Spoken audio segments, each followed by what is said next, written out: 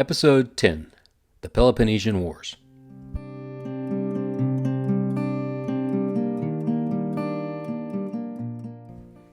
Hi, my name is Clayton Mills. Welcome to A Short Walk Through Our Long History, a podcast where we look at the events of history and try to see how those events shaped our modern world. This is Episode 10, The Peloponnesian Wars. The Golden Age of Greece, which we focused on last episode, lasted from around 528 BC to about 323 BC, and it was a time of great prosperity all across Greece. And that very prosperity brought about some intercity rivalries as the city-states of Greece competed for their share, or more than their share, of the riches. And when I say rivalry, what I actually mean is some fairly long, brutal, bloody battles. It wasn't just a political or economic rivalry. It was armies in the field, capturing each other's cities, destroying crops and farmland, and taking over each other's territories. The two main cities in this war, of course, were Athens and Sparta, but the other cities of Greece were basically forced to choose sides. Fighting took place all over Greece, hence the name of the war, the Peloponnesian Wars. The Peloponnese is the name of the lower part of the Greek peninsula, the part that Sparta is actually on. Athens is on a different peninsula, the Attic Peninsula, and that's located just across a narrow isthmus just to the northeast of the Peloponnese.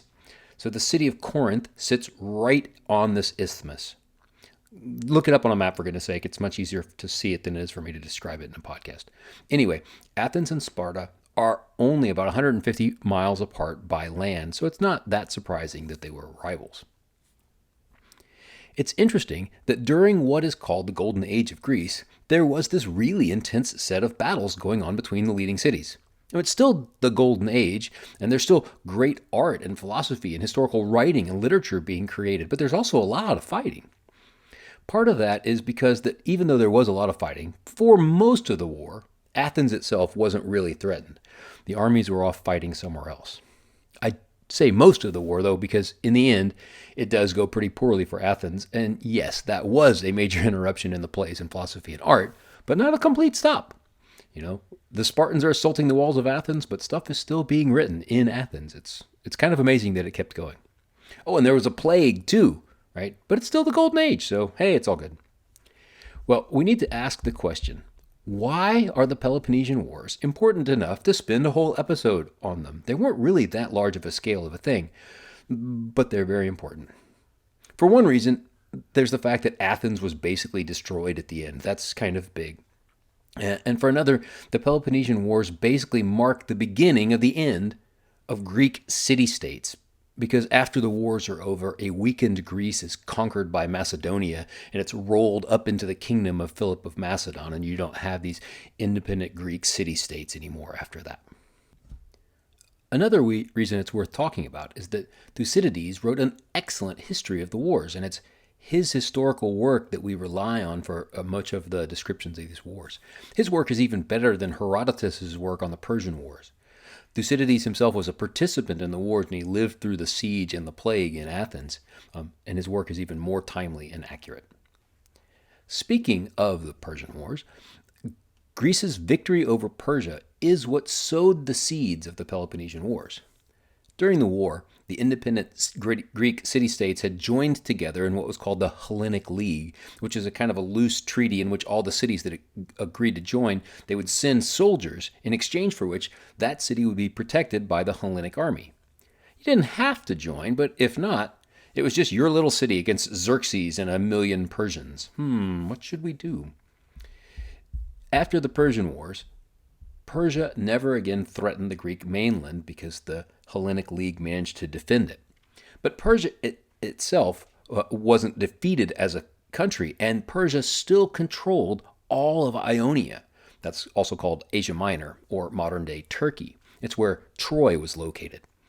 The Persians had captured Byzantium, a Greek city, and some of the Hellenic League, including Athens, wanted to take it back.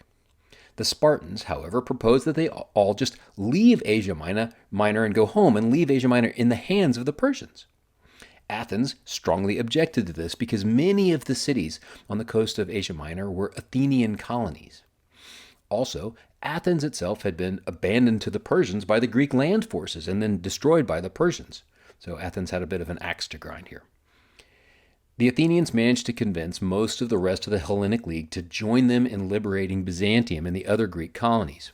So now Sparta was kind of over a barrel. If they just packed up and left, that would leave Athens as clearly in charge of the Hellenic League, which Sparta definitely did not want to happen. Also, the lead general of the Hellenic land forces was a Spartan. So if they left, they would also be leaving the army completely in Athenian hands. So Sparta stayed, and they helped the Hellenic League liberate Byzantium. But that was the last time that Athens and Sparta would work together. So while the army was off fighting in Byzantium, back in Athens, the city was being rebuilt. And one of the things Athens decided to do was not just rebuild the city wall, but to extend the city wall from Athens all the way down to their port city of Piraeus. This is a long way. It's 8 miles. And of course, so the walls down from Athens to Piraeus are called the Long Walls. And the Spartans were not at all happy about this. The Spartans were also not happy with what was going on in the Hellenic army. Their commander, Pausanias, had been accused of carrying on secret negotiations with Xerxes. Now, this was probably just a political play, but it was a serious enough accusation that Pausanias was removed as the lead general, and he was replaced by Xanthippus, an Athenian. The Spartans sent a replacement general, but Xanthippus refused to give up command. So the Spartan army finally packed up their bags and their swords and their shields and all that, and they went home. And that was the end of the Hellenic League.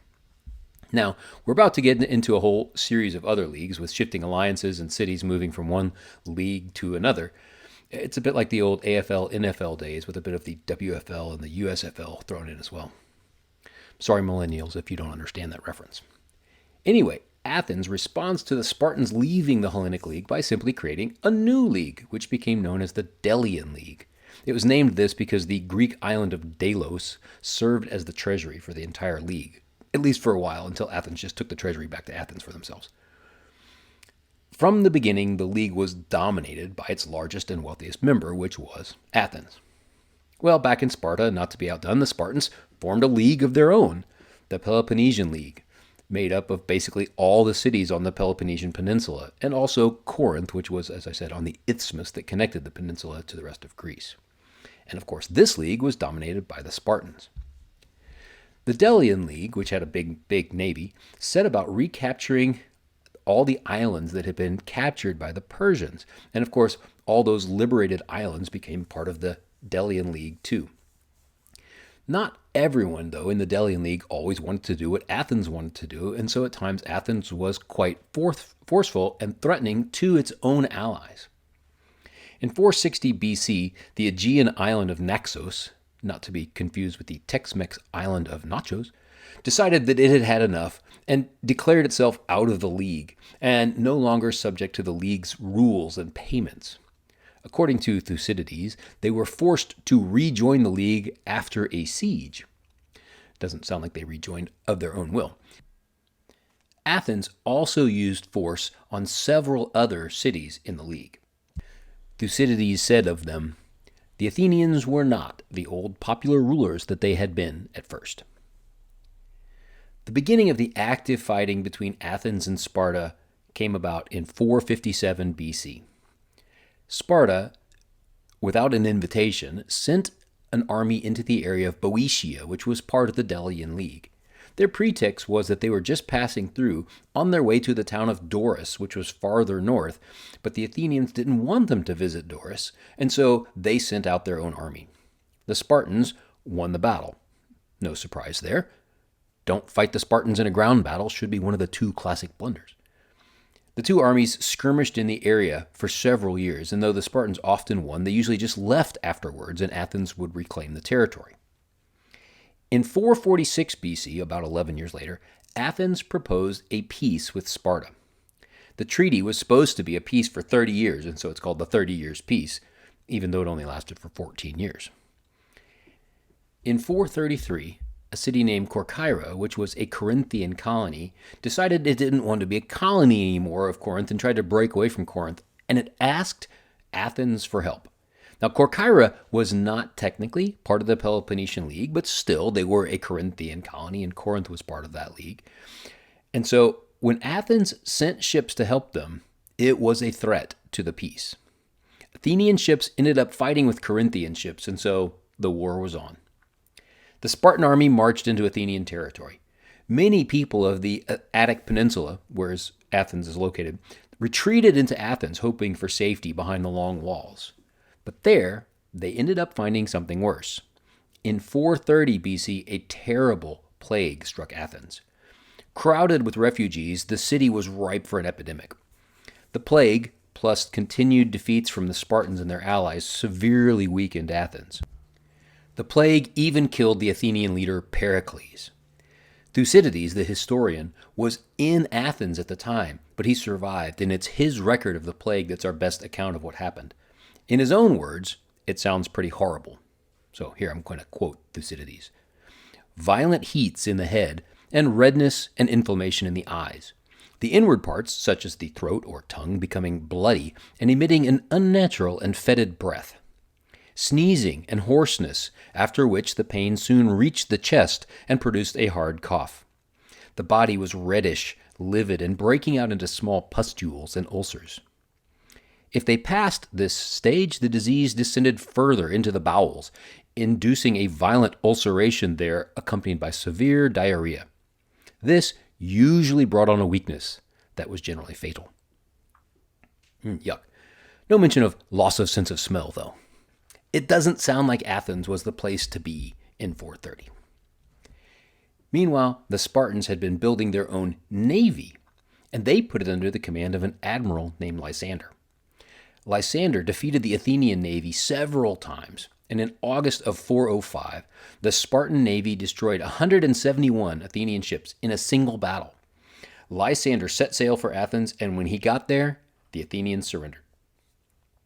Lysander had the long walls completely destroyed, and he set up a puppet government of 30 Athenian aristocrats, who have simply gone down in history as the 30. Nobody liked the 30. They were supported by a garrison of Spartan troops, and the 30 presided over a bloody purge of anyone who hadn't gotten their vaccination. Of anyone who had even the slightest leanings towards democracy. They reportedly had thousands of the leading Athenians killed. Eventually, the Athenians asked for help and got it from the Greek city of Thrace, who sent an army there, and they defeated the Spartan garrison, and the Spartans and the 30 all left Athens. But they left Athens in ruins. The Athenians reinstituted their democracy, but they were never again the political or military force that they had been in the previous years. Sparta was also damaged by the wars. They had lost many men, and many of their harvests had been ruined by the soldiers being away from home at harvest time. So supplies were low, and so were the treasuries of the cities. As a result, many of the Spartan and other Peloponnesian League soldiers left to find work outside of Greece. In fact, right at this time, a new king named Cyrus, not Cyrus the Great, he was earlier, was rising in Persia, and he sent out a call for soldiers from the Peloponnese, and many answered his call because he could pay them. The combined effect of the weakness of Athens and the exodus of Spartan soldiers left all of the southern part of Greece very vulnerable, and that vulnerability will soon be exploited by Philip of Macedon. But before we get to that story, we need to talk about one of the biggest and most lasting impacts of the Golden Age of Greece. One of the people who survived the plague and all the fighting was a rambling old teacher named Socrates. The next episode, we're going to look at him, his student Plato, and Plato's student Aristotle, who together are easily the most important teacher-student trio in all of history.